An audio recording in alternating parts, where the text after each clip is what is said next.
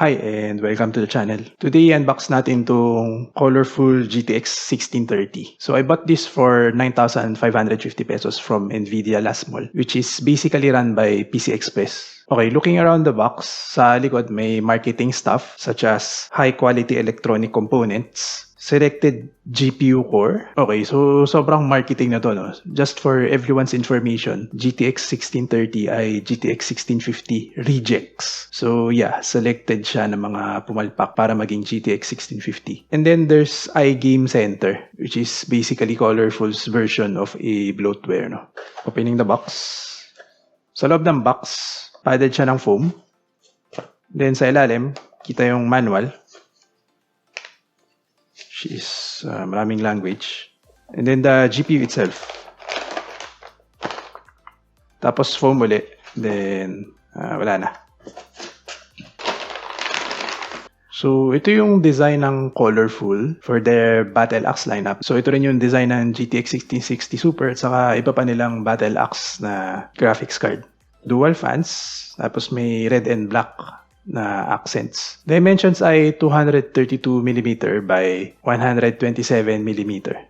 Tapos, dual slot siya.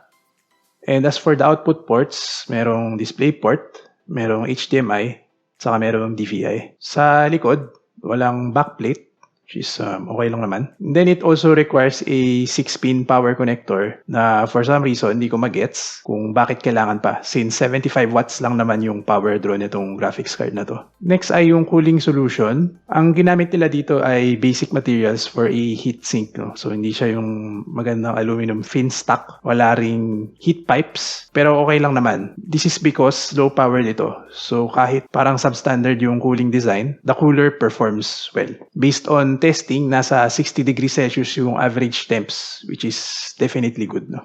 Pero here's the catch, no? Ito yung mga benchmark results na nagawa ko. So I have benchmarked 10 games with this graphics card against GTX 1650, GTX 1050 Ti, and with RX 6400. You can just pause one by one on a per game basis dahil hindi ko naisahin.